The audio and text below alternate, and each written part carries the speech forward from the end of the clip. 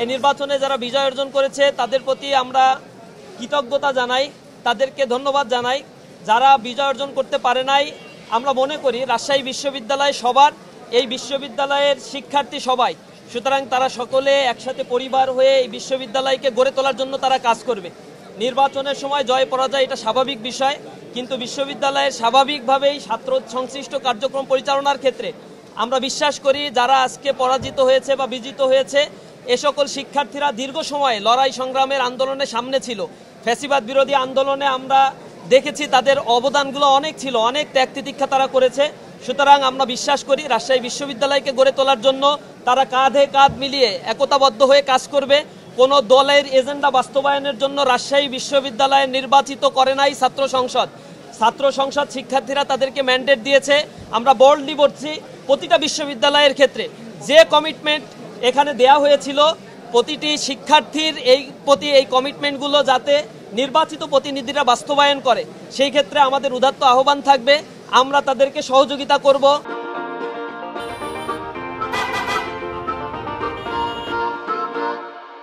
প্রিয় সাংবাদিক বন্ধুগণ, আপনাদের চোখের সামনেই এই নির্বাচন অনুষ্ঠিত হয়েছে।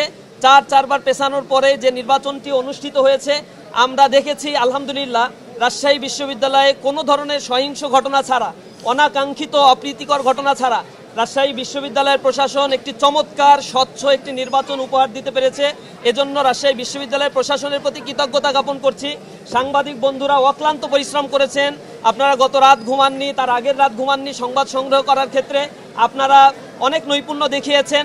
যেখানেই আপনারা কোনো ধরনের সংবাদের কোনো ধরনের ব্যত্যয় ঘটেছে কোনো কিছুর নিয়মের, আপনারা সাথে সাথে জাতির সামনে, শিক্ষার্থীদের সামনে তা তুলে ধরেছেন। আপনাদের প্রতি আমাদের পক্ষ থেকে কৃতজ্ঞতা জ্ঞাপন করছি। বিশেষ করে ইসলামী ছাত্র শিবির কেন্দ্রীয় সংগঠনের পক্ষ থেকে আপনাদের প্রতি কৃতজ্ঞতা জ্ঞাপন করছি।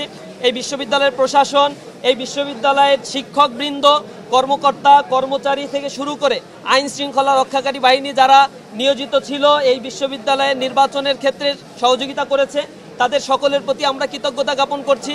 আমরা বিশ্বাস করি নতুন বাংলাদেশে যে যাত্রা শুরু হয়েছে সেই যাত্রাটা অব্যাহত থাকবে। আমরা জুলাই পরবর্তী যেমন ক্যাম্পাস চেয়েছিলাম, সহিংসতা মুক্ত একটি ক্যাম্পাস গড়ে তোলার জন্য আমরা অঙ্গীকারবদ্ধ।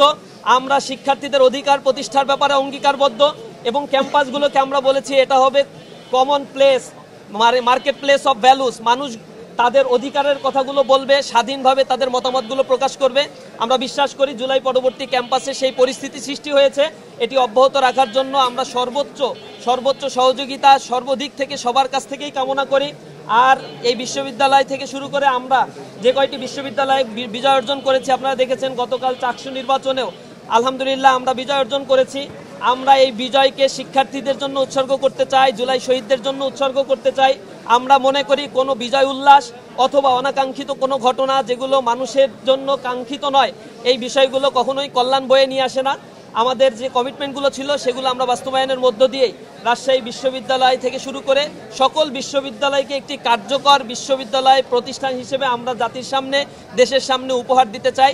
নির্বাচিত প্রতিনিধিরা তাদের সেই কমিটমেন্ট অনুযায়ী কাজ করবে, এটা আমাদের একান্ত দৃঢ় প্রত্যয় এবং বিশ্বাস। সবাইকে আন্তরিকভাবে ধন্যবাদ জানাচ্ছি। এখানে আরও উপস্থিত রয়েছেন সালাউদ্দিন আম্মার, যিনি জিএস হিসেবে নির্বাচিত হয়েছেন। অনেক বড় লড়াই করতে হয়েছে তাকে। এই পর্যায়ে সালাউদ্দিন আম্মার